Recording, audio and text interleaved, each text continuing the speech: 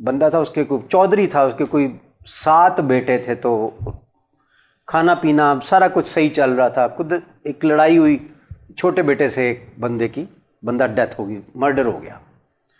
अब इन्होंने सुलह की बड़ी कोशिश की, उन्होंने कहा ना, नथिंग डूइंग, कोई सुलह शुलह नहीं।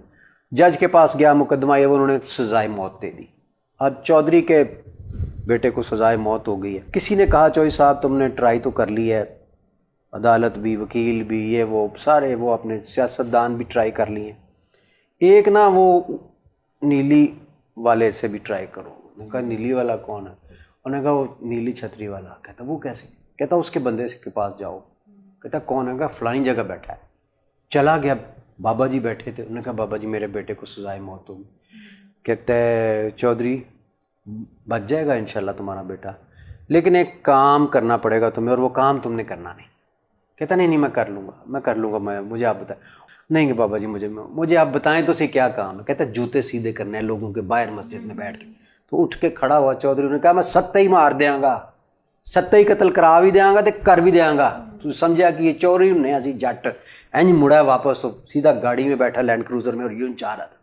रास्ते में गया तो बेटे की मोहब्बत दोबारा जो ना, बेटा मेरा चला गया। उधर से गाड़ी मोड़ी वापस आया कहता बाबा जी मैनू मंजूर है। मैंने कहा शुरू करो काम, लेकिन सिर्फ एक मस्जिद में नहीं कर, ये सारे शहर की जितनी मस्जिदें हैं रोज़ाना मुख्तलिफ नमाजों के औकात पे जाना है।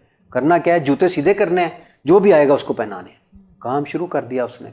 1 दिन 2 दिन बड़ी बड़ी दुनिया, वो चोरी तू की कर, मजाक उड़ाया लोगों ने, सारा कुछ किया। एक दिन इस तरह ना शर्म से मुंह नीचे करके किसी को जूते पहनाने लगा, तो उसने कहा बाबा जी की कर रहे हो, ना करो। उन्होंने कहा नहीं बस मैं। उन्होंने कहा कर की रहे हो? इधर देखो ना की गल की हुई।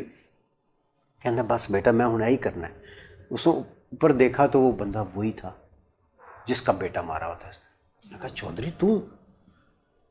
कहता बस मैं ही हाँ, इत्थे तक पहुँच। कहता इत्थे तक पहुँच गए हैं, की होया चौधरी? कहता तेनू पता ही है की होया। कहता अगर तू इत्थे तक आ गया चौधरी तो मैनू अगे आंदियां की तकलीफ? छड़ दे जुत्ती जफ्फी पा, तेरे पुत्र ने माफ किया। ठीक है, माफ कर दिया उसने, बहुत बड़े लेवल की बात है। तो ये कनेक्ट कर गया ना। असल में हम अपनी अना में मार खाते हैं इंसान।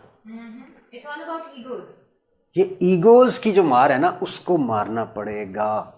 सो ये है वो ईगो जो हमें मरवाती है हर जगह पे। इसीलिए झुकी बेरी को फल लगता है। अल्लाह ताला के पास सब कुछ है सिवाय आजिज़ी के। तो आजिज़ी इंसान के लिए है, और जब हम आजिज़ी पे चलते हैं तो अल्लाह हमारी इज्जत भी कराता है। अच्छा, अगर कोई बदले की नीयत से या कोई वैसे नफरत और किसी वजह से वो कह रहा है, तो फिर भी आप माफ़ कर सकते हैं इसको। अगर आपको थोड़ा बहुत नुकसान किसने पहुंचाया है, फाइनेंशियली आपके पैसे मार गया है और बड़ी आपकी हक हलाल की कमाई थी, तो भी आप माफ़ कर दें, और उसके बाद आप इंतज़ार करना शुरू कर दें कि या अल्लाह मैंने इसको माफ़ कर दिया है, अब मुझे रिस्क तो आपने देना है, अब मुझे नहीं पता जहाँ से मर्ज़ी दे, मुझे आप दें, क्योंकि आपने फरमाया था बंदों को माफ़ किया करो, तो मैंने इसको माफ़ कर दिया है। अब मुझे आप रिस्क अता फरमाएं और हमारे रिस्क के अंदर बरकत अता फरमाएं। आपको बरकत भी मिल जाएगी, आपको रिस्क भी मिल जाएगा। आज़मा के देख लें। अल्लाह ताला हम सबको भी एक दूसरे को माफ़ करने की तौफ़ीक अता फरमाए, सीधे रास्ते पे चलने की तौफ़ीक अता फरमाए। हम इंसान हैं, हमसे ख़ताएँ होंगी दुनिया के अंदर जब तक हैं।